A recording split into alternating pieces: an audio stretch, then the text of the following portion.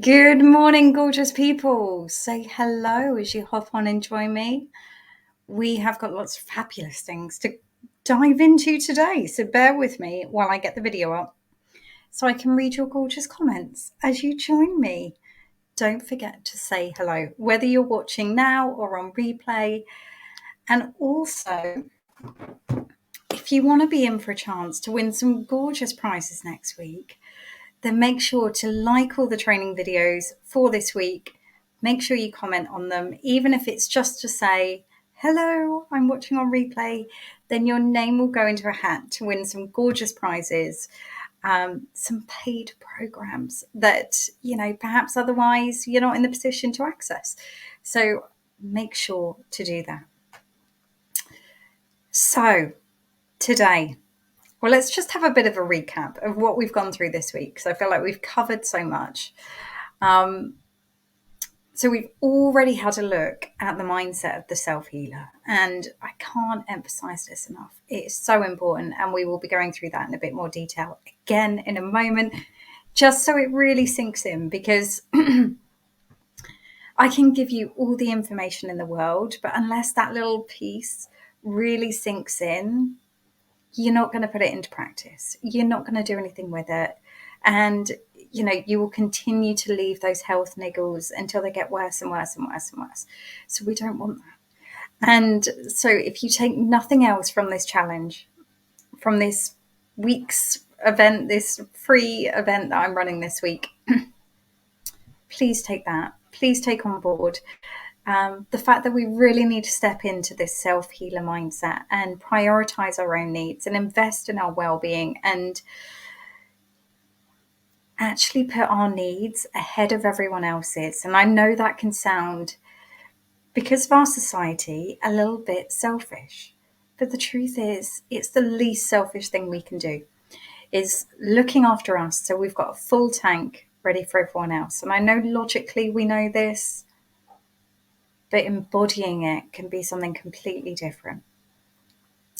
So we've had a look at that. We've had a look at some of the ways our nervous system can go out of balance. So what it means when we've got too much fire in our system, and that idea of it finding it. Oh, I'm seeming a bit glitchy at this end. I hope I'm not glitchy at your end. But this idea of having too much fire in our system, so we can literally feel fiery and our body can feel fiery. We might see things like inflammation, redness, heated systems. So if we've got any heated joints, or our digestive system might feel really hot and acidic. Whereas we also looked at what it means to have too much vata in the system. So too much vata in the system, this is the air element, air ether. So it can make us feel like we're away with the fairies, where we're up in the clouds. We can find ourselves feeling a little bit all over the place, a little bit anxious, not able to connect the dots with our thoughts, and our thoughts just being really overwhelming. We can also find it disturbs our sleep. It makes us restless. We're unable to sit down. We feel irritable, but not from an anger point of view, just a kind of anxious energy going on in the body. Like we want to escape. So we either want to run away or just kind of hide from the world. And we'll be going in to something else today. This is when this energy can come up for us on its own, but also it can come up as a result of the other two. So we're going to talk a little bit more about that today. But as you hop on, say hello. You're all very quiet this morning. I hope you are doing okay. I would love to know how you found day 3's visualization. Katie, a little bit glitchy, but nothing terrible. Okay, I'm hoping it's settled down now, because it looked like it was a bit glitchy at this end, but fingers crossed. It's all sorted now. Well, I'd say a little prayer to the universe. So yeah, how did you find day 3's visualization? I would love to know. And during this week, have you already had a few aha moments where you've thought, that's me, that's where I am, or that's what I need to do, or, oh my gosh, my mindset is completely off. No wonder my body is not happy. I would love to know what your biggest takeaway has been so far. We've still got so much to cover. Morning, Katie, lovely. Lovely to have you here. So let's dive straight in, shall we? Let me get the slides up and I will take myself out the screen and remove that banner so we can actually see the slides. I need to remove that logo, but not quite sure how to do that. So a bit of a recap. What we're really aiming to do during this week is move from this mindset of the wellness seeker, of dabbling, of like honing in on these, I want to say like the popular superfoods, the things that come up. You know, do you remember like turmeric was one? And from an Ayurvedic point of view, the way that it was sold in the West wouldn't actually even do anything for you. So that was like a really big frustration once I knew these things, was half the time people just sell you things as a marketing ploy. So we can fall into this trap of just going for the things that seem popular, or where there's a trend, or yeah, I'll hop onto that diet or this diet or that diet. In my journey, I like in the early days, I tried every type of diet going because they all promised to help with rheumatoid arthritis. And actually, it wasn't until I found Ayurveda that I found the whole holistic strategy that worked. We can try and find that one size fits all approach. So, like I say, we're following the trends, or just presuming that because we're told that you should eat salads and go to the gym, that's going to make you healthy. For certain body types, that is the worst thing you can do. Most importantly, not saying yes to your needs, a huge one. Not asking for help, trying to do it all yourself. That was a big mistake I made in the early days. I was reading all the Ayurvedic books. I was, reading the magazine articles, but actually had no idea how to really put it into practice. And I had that kind of light bulb moment one day where I was like, what am I doing? I can obviously see this is going to help me. I just need to get the support. I completely undervalued the impact my wellness had on my family, on those around me, on my ability to do my job, on everything else. And I waited so long that it got so bad that I was literally going up the stairs on my bum. So we don't want to end up in this situation. We want to be in the place of the self-healer. And this is about taking radical honesty and responsibility for our own health and well-being. Not ignoring it, not having the blinders on, not pretending it's not there, but seeing it is the most important part of our life. We all say we value our health, yet often we're not doing this one important point of actually taking radical honesty and responsibility for our own health and well-being. We have a proper strategy, a strategy that considers it all, something that considers, what we're taking into our body, what our relationships are like, what has our past been like, what's our past experience of trauma been like, as well as things like what herbal supplements are we taking, what's our relationship with ourselves, how we're treating ourselves on a daily basis. So we need a strategy that's truly holistic, that looks at everything, that considers it all. And as the self-healer, we know who we are. We know our bodies. We know our tendencies. We know how our mind works. We don't try and work against it. We don't try and be more disciplined. We don't try and be... I'm trying to think of the words that are coming to me, but we don't restrict ourselves if that feels like that's going to lead to self-sabotage. We work with ourselves. We work with our mindset, and we start to undo some of the conditioning that's there. We know that when we say yes to what we need and want, it supports not only us, but those around us. My family happily packs me off for week-long meditation retreats now, whereas before I used to feel guilty about going to an hour's meditation class or an hour's yoga class. But when we say yes to what we really want and what we really need, it not only influences us, but everyone around us. And we get the support we need. We don't mess about. We just do it. Because otherwise, you can spend your whole life wasting time. And that's time that could be spent doing other things, that could be spent with people we love, doing the things we love. I don't know about you, but my time is precious. It's one of the most precious things I have available to me. So I don't want to waste a second. And then we act on the niggles, so they don't turn into disease. You don't end up like I did. And it means that you have that full mobility of your body. It means that you are able to do the things you want to do. It means that you're able to live the life you want to live because you feel your best. And when we feel our best, we're more inclined to follow our dreams, do the things that light us up, live the life that's worth living. So, we've already considered what it looks like when we've got too much fire in our system. And yesterday we had a look at what it looks like when we've got too much air.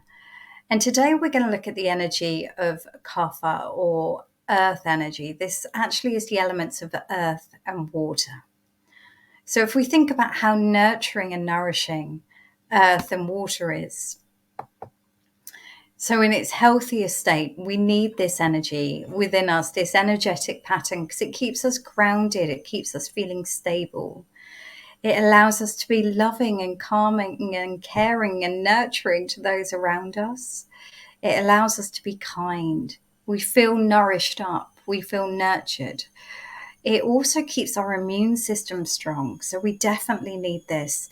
In a world where we can feel so depleted, this energy of earth or kapha can be so important. But again, if we consider the qualities of earth and water, when they mix together, they can turn into like a sticky mud. And this is how it can show up in our body in excess. It can make us feel heavy, low, like we've kind of lost our mojo. Nothing's exciting anymore. We feel a bit shut down or shut off from the world.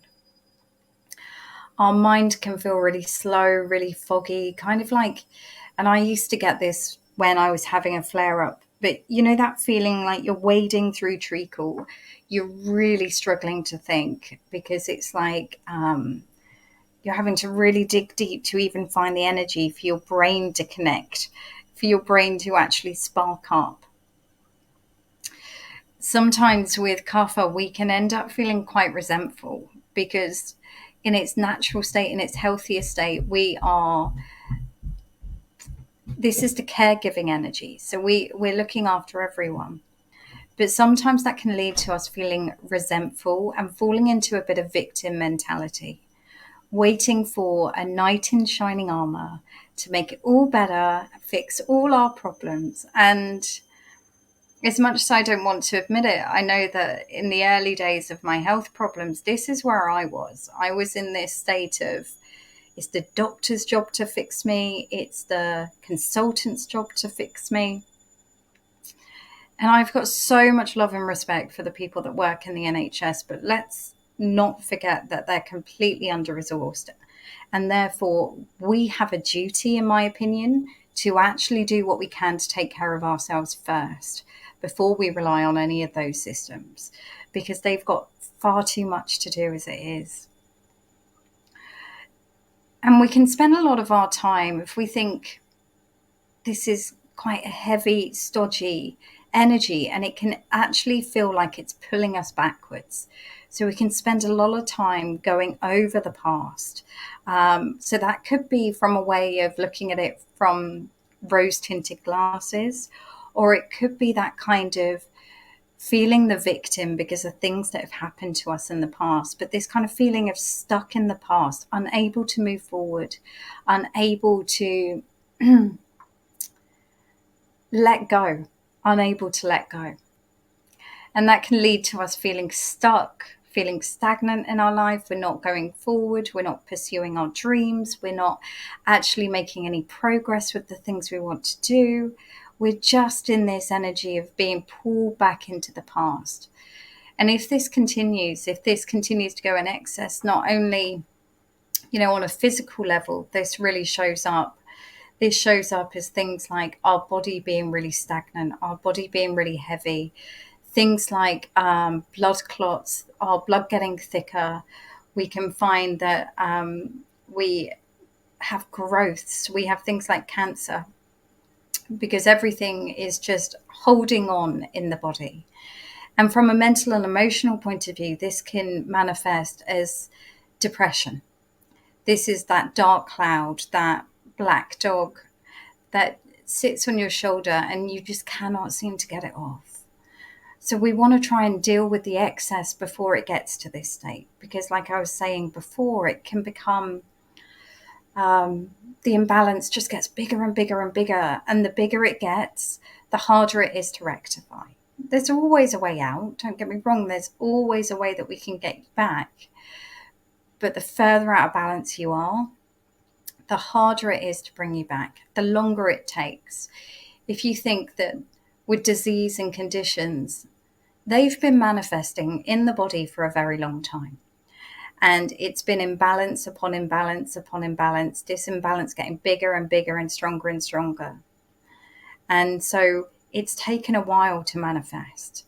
And therefore, by the time it's got to the disease state, we have to reverse all of those steps.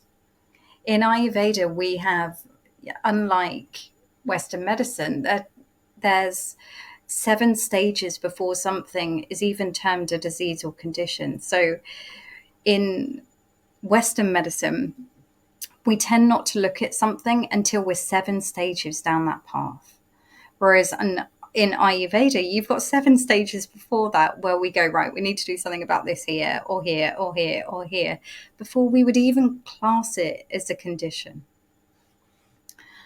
And when I look back, I could see my body going through those stages, but I was putting it off. I was ignoring it. I was saying, oh, I'm just tired. I'm just run down. I'm doing too much. I just need to get a bit more rest. Or I was making excuses for all of it. And let me know if this resonates with you, until it just got too late. And this is what I really want to emphasize to you today. Please address the niggles, please.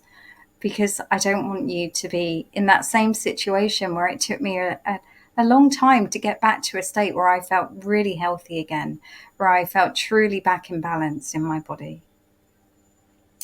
So I am just going to have a quick look through your comments, so bear with me. Amelia, yesterday's visualization was an aha moment for you for sure. Morning, lovely. Lovely to have you here. Debs, don't worry, lovely. You're not too late. Don't worry about it. And you can always watch the rest on replay if you miss too much. Katie, the excess sounds just like your MS. Yeah. And Debs, this resonates with you. So, what can we do to address the excess of kapha? Well, the short answer is, when we've got this stuck, heavy energy inside us, we need movement. So from an Ayurvedic point of view, a lot of the time they'll say, go out, move your body, go do some yoga. But I don't know about you, but the times I've been in this energy, that has felt like the hardest thing in the world. It's felt like I just don't have it in me, or you couldn't drag me to a yoga class when my energy has been like this. I just didn't have it in me. I couldn't find the motivation to do that. My motivation would be low. So unless someone physically dragged me, it's unlikely I was going to move my body. But what I've noticed is there's a step we can take before. And this is to shift our energy, to really wake up that energy in the body so that we've got the motivation and the that spark in our soul that actually wants to move our body, that part of us that wants to get out and do things, which we can lose when we're in this excess of kapha energy. So today I'm going to take you through something a little bit different to what we've done this week. But before I do, I want us to take a moment to just connect in with ourselves. Let me turn those off for 2 seconds. We'll come back to the slides. So I invite you to get comfy, get a little nest ready, do whatever you need to do to feel cozy. My tea's cold. How does that happen?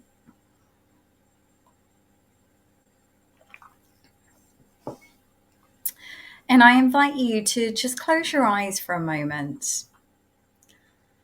And as we've done through most of this week, just started by bringing our awareness to that breath in the belly. Just take a moment to drop into this now.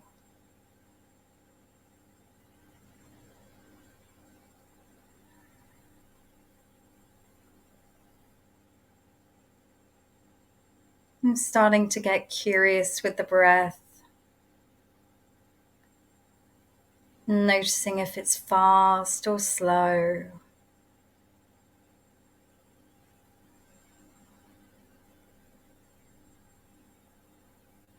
Whether the rhythm is steady or creating a melody of its own.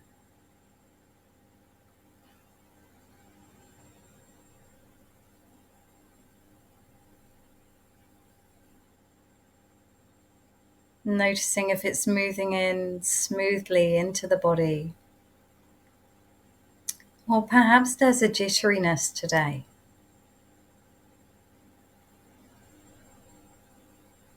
And remember to just look at this from a place of curiosity. Not labeling either one of these as good or bad. Not trying to control the breath in any way.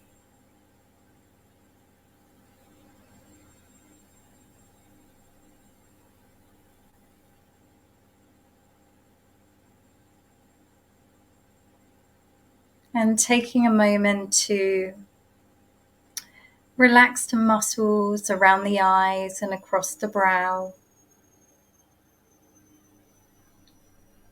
Soften the jaw.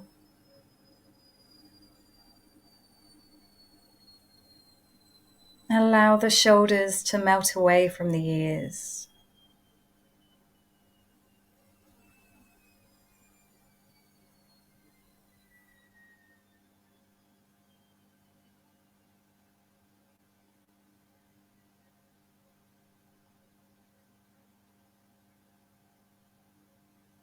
And take a moment to just enjoy this moment of relaxation. This feeling of ease in the body. How it feels now you've just let go of that tightness, that holding on.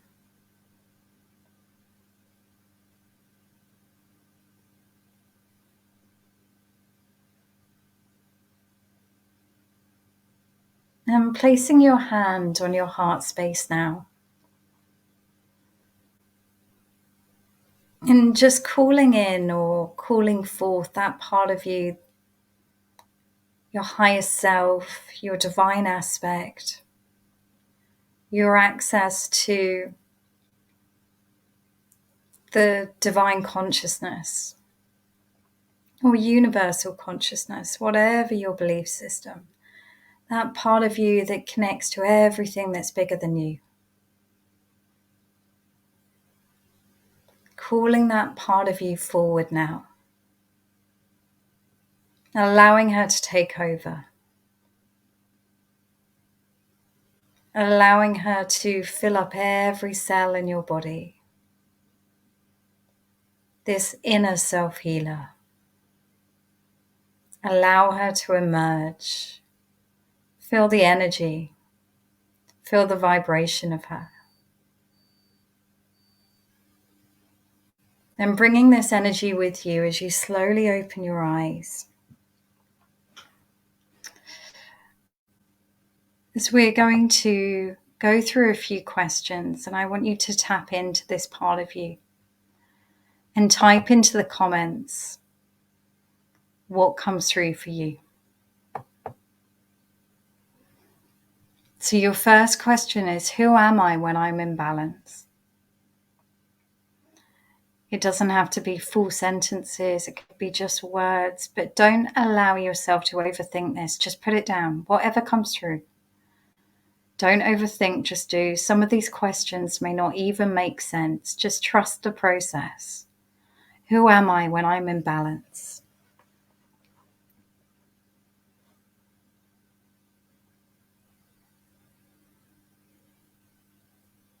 Janet, the true me. Oh, beautiful. Katie, a beautiful soul. Yes, I love that.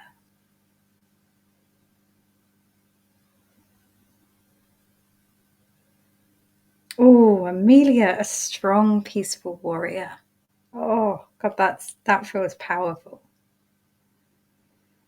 Deborah, motivated, energetic, joyful, and fun. And your next question is, so what does that mean? Don't overthink it. Just write what comes through for you.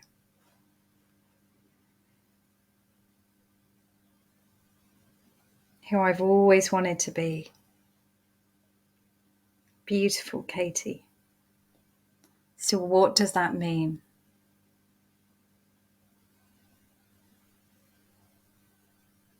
Just trust the process. You don't overthink it. It's not a logical response. It's an energetic response. Amelia, I can rule the world. Yeah, you can, girl. I love that.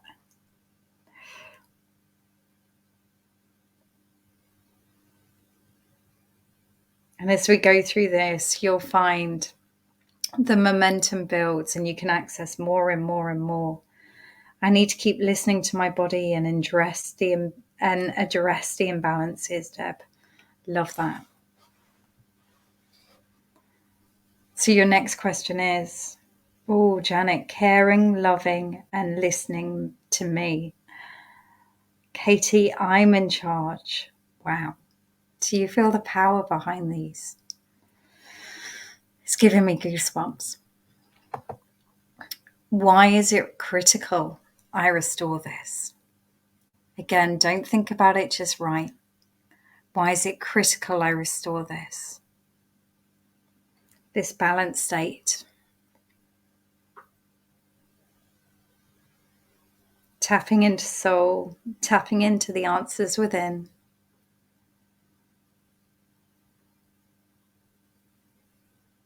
Don't let your mind come online. This is from your heart space. Allow your heart space to answer.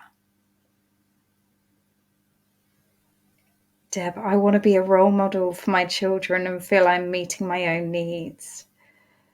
Oh, God, that feels powerful, doesn't it? It's bigger than you. It's a legacy. Amelia, to be my natural, authentic self. Is there anything more important? Janet, because I need to live my true, meaningful life. Wow. And how important is that, right? Katie, if I don't, I'll never be my stronger, higher self. And you deserve that. Trina, it's the best version of me. And we owe that to the world, right? So what would it mean if I didn't? What would it mean if I didn't? Right? What comes through for you? Tapping into that heart space, that soul, that higher self, that divine aspect. What would it mean if I didn't?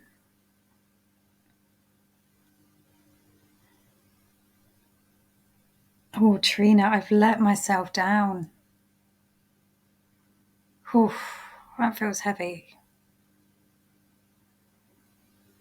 Amelia, I'd be living a lie. I don't know about the rest of you, but I've got goosebumps reading these. I would get to the end and be full of regret and what ifs. Scary, right? That's my biggest fear. Such precious time we have on this earth. Janet, I would be resentful. Yeah, it's so true.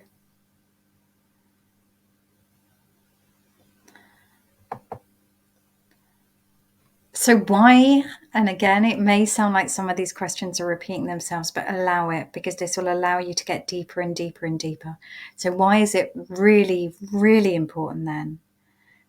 If there was a reason even deeper than that, on a soul level, what would it be?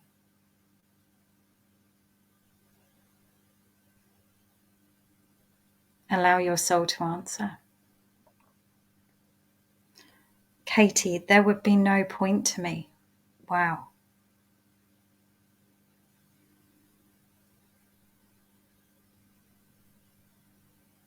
Allow yourself to go as deep with this as you need to, as you can.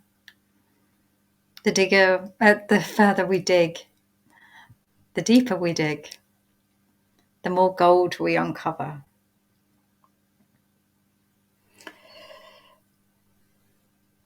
Amelia, to connect to my higher consciousness. And amazing. It just, the possibilities that open up when we can do that.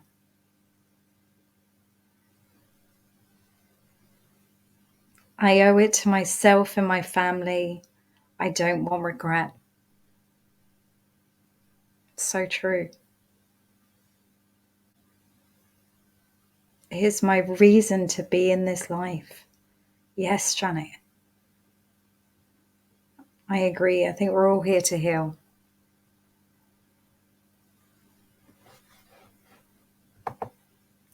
So, what does that mean? What does it say about what my soul is here to do? Some of you may have already dived into this a bit, but let's go deeper. What does that mean? What does it say about what my soul is here to do? Katie, to move my soul on, stop repeating the mistakes, be the best I can for me and my family, especially my son. Beautiful, Trina.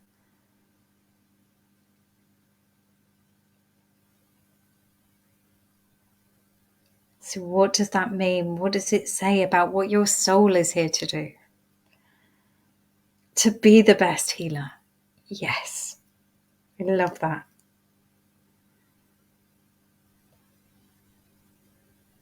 And here's the thing, I think we're all here to be the best healers we need.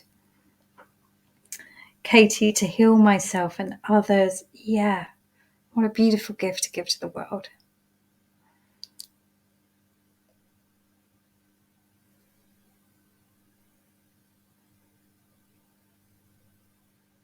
So what does that mean? What does that say about what your soul is here to do? Even if you've answered, see if you can get deeper. It's making me emotional reading your comments. Deb, my soul. Oh, I've just lost the comments. Bear with.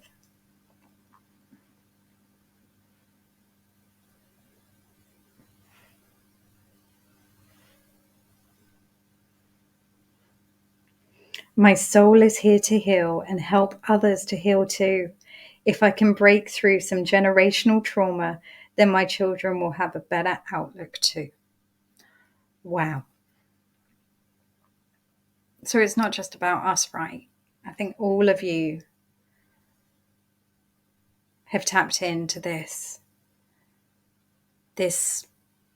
bigger piece, this bigger piece of us knowing that actually we do have an impact on this world, and we can pretend we don't. And we can pretend we're not important. And it's only affecting us if we don't take care of us. But it's so much bigger than that. Janet, I'm here to carry on the work of my past generations started.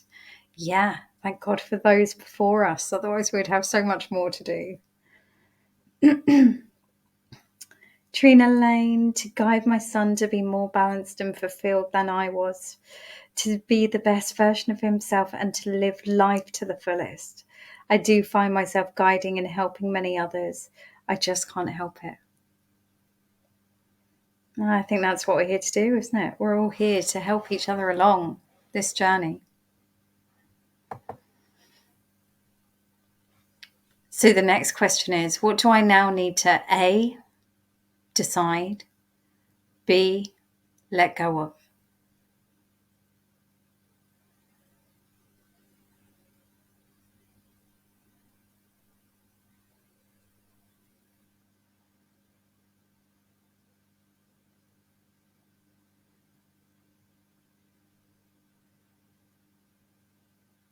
What do I now need to A, decide, and B, let go of? Decide to take action. Let go of excuses. Oh, we've all got a whole bag of them, right? Decide to put me first. Yes, Katie, fabulous. Amelia, decide to focus. Let go of past trauma. And whoa, that's a heavy one to let go of. That can be a whole life's work on it. Janet, to have faith in your ability. I love that. So what are you letting go of, lovely? What are you letting go of?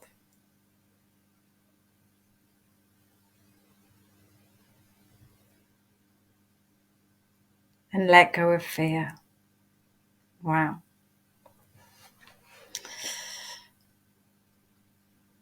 Katie, letting go of trauma. Bit of a pattern coming up, right? We all have so much. And that's trauma with a big T or trauma with a little t. And the truth is, all of those traumas affect us. Sometimes it can be the smallest thing from another person's point of view that can have the biggest impact on our life. And the thing that others would presume would be a huge trauma on us internally may not have as much impact. So we have to be kind to ourselves when looking at all of that. Trina Lane, let go of guilt to husband and allow myself the freedom and time to do whatever helps me and makes me whole. Yeah, God, yeah, that was a huge one for me. Completely relate to that. This guilt of, shouldn't I be taking care of anyone else, everyone else? Katie, let go of victim mentality. Whew, yeah, big one. So just a reminder, but before we go into this, a reminder into the self-healer method, can you feel a different energy in your body? Can you feel that spark of fire starting to come back, to raise its head? That part of you that perhaps may have been dormant for a little bit. That part of you that needed a motivation or a kick up the backside sometimes. Sometimes we need to kick ourselves at the backside in a loving, nurturing way. But can you feel how that's shifted what energy might have been going on for you this morning? Now, sometimes this can be all we need to just give ourselves that little boost to get out there for that walk, to get out there and do the things we want to do, to let go of that guilt, to start processing our trauma, to face the things we've been avoiding. Perhaps to even get the help and support that we've been putting off doing, or realizing that actually we've been standing in our own way. Deb, absolutely feel motivated. Amelia, yes, it started yesterday. I'm so pleased to hear it. And I just wanted to remind you, one of the things we can do is when we go into this energy state of, I've got this, I can feel the motivation, I feel the fire now in my belly. We can forget these three aspects. We can forget these three aspects of our self-healer method, which is having a modality. In my case, it's the Ayurvedic wisdom, because if I'm really honest, I genuinely haven't come across anything that's so holistic, that considers so much. And I'm still blown away by the fact that the sages knew things that we're only just discovering now. And it blows me away. To me, it's the most beautiful modality. We need to understand ourselves. And what I mean by that is our body. We need to understand the patterns that come up for us. We need to understand our tendencies. We need to understand who are the parts of us that live within that are likely to self-sabotage, are likely to be rebellious, are likely to throw this plan out the window. And how can we work with them and not against them? I mean, for years, I told myself I was lazy. I told myself I was incapable of being disciplined. I told myself I was too impulsive. The truth is, I've got a really beautiful rebellious side to me, which I now love. At the time, I used to fight her all the time. I used to try and work against her. I wanted her to be, more structured. I wanted her to be able to be regimented. I wanted her to be able to just have huge impulse control, but from a place of I should, must. And you know what? My rebellious side said that's just not happening. And she would kick up a fuss and I would self sabotage and it just wouldn't happen. And then I would give up and say, I'm not capable. It was only when I really started working with this part of me that I realized that I was more than capable. I'd just been doing the wrong things. I'd just been treating myself in the wrong way. I'd just been putting the wrong expectations on myself. And it was when I learned to really love and enjoy my health and well-being journey that it became a joy. It wasn't a chore. It wasn't something I had to talk myself into. It was something I got to do for me. And then we have to have this self-healer mindset because it's so easy to fall into the guilt, shame, blame. Oh, I'll just dabble here or do a bit of this, but I'm not going to take any of it seriously, really. I'm just going to dabble. And then it's 5, 10, 15 years down the line and we still feel like rubbish and we don't know why. And we're blaming all the modalities. But the truth is we've been dabbling and we haven't followed one big, long, structured approach. And so, of course, the things haven't been working. Perhaps we haven't even been consistent. So it's so important that we remember these 3 individual elements if we want to see transformation in our health and wellness. So today I have got another visualization for you, something completely new visualization for you, as well as the questions in your workbook to help you start thinking about this. How does this apply to me? Where does this show up in my life? What are the things that might trigger it? And start to think about the things you can put into place to rectify that. So I would encourage you to do both of those today if you can, to keep that momentum going, to keep that energy going, because this is precious, this energy we've generated in this session, and it can be so easily lost. So we have to keep building on it and we have to keep it going. We have to fuel the flames of that fire. So make sure to have a look at that.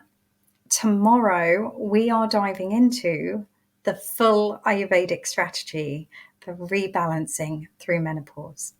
So this is not just how to look at the nervous system things. And what I will say, just full disclosure, obviously we're not going to be able to go into it in detail, but I wanted to give you the high level approach to how we would rebalance through Ayurveda to allow you to ease through menopause. And this strategy also applies if you've got a condition going on, if you have got a disease going on, if you are struggling with another aspect of your health and well-being, this same strategy will allow you to see health and wellness transformation. And I don't say that lightly. The reason I share it, the reason I'm so passionate about it is because this is the strategy I used to completely transform my health. I've seen it work with many clients. I've seen the ladies in my menopause program at the moment who are already seeing results. If you're on the menopause program, say hello. Tell people in the group how you're finding it. Sorry, I've just put you on the spot there. I feel a bit guilty now. So tomorrow's going to be a good day. Tomorrow's going to be so much to go through. I would love to have you there. In the meantime, don't forget to do your visualization. Spend some time with your workbook. And if you have any aha moments or anything that you just want to share, then please do. Please share it in the group. It may just inspire someone else to actually take the action they need to take. It may install a bit of faith in someone else who's been thinking, oh, what a crock. This might be just what they need to see. So please do share the love. And if there's anyone in your world that you think would really benefit from this, then feel free to invite them along to the group. More the merrier. So I will love you and leave you, wishing you a beautiful Thursday. I look forward to seeing you tomorrow for our final day, although we have got some other things coming up next week. I won't reveal too much about that just yet, as well as our gorgeous prize draw. So remember to like and comment on all the videos for you to have your name in the hat to win some gorgeous prizes. Otherwise, I look forward to seeing you tomorrow. Take care of yourself and I will see you soon.